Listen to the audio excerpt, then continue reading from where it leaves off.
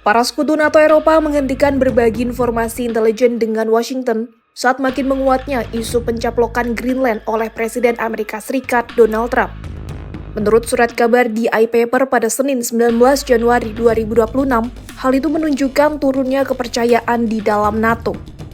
Seorang sumber intelijen senior NATO yang tak disebutkan namanya mengungkapkan, para pejabat intelijen Eropa tidak berbicara secara terbuka dengan AS karena kekhawatiran bahwa informasi tersebut akan sampai ke Trump.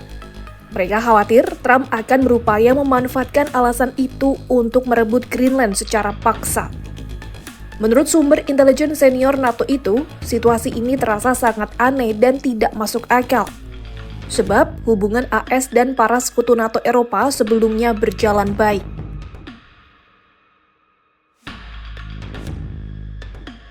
Sumber intelijen Inggris mengatakan bahwa memburuknya hubungan Washington dan sekutunya merupakan sesuatu hal yang belum pernah terjadi sebelumnya.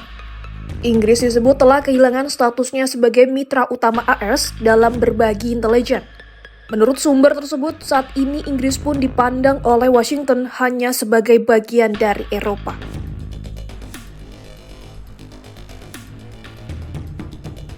Sementara itu, Denmark dan Greenland mengusulkan pembentukan misi aliansi di kawasan Arktik.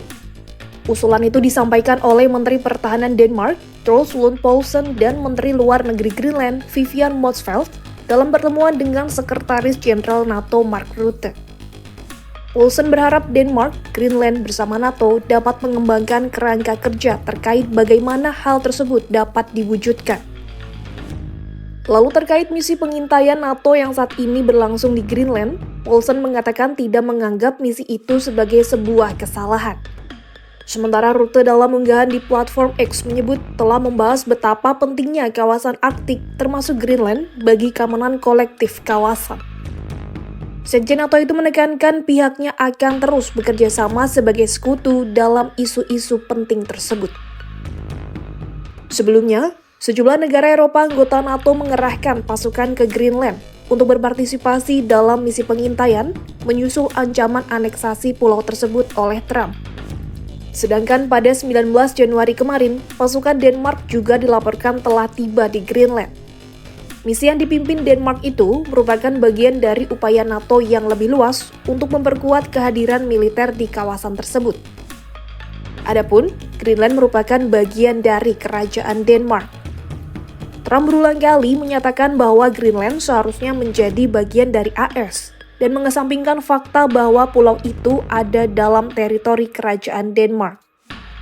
Dikecam dan ditentang banyak negara, termasuk sekutunya, Trump pun umumkan tarif tambahan sebesar 10%, terutama pada Denmark, Norwegia, Swedia, Perancis, Jerman, Inggris Raya, Belanda, dan Finlandia, sampai AS mencapai kesepakatan untuk membeli Greenland. Pemerintah Denmark dan otoritas Greenland sendiri telah memperingatkan Washington agar tak melampaui batas demi hubungan aliansi mereka.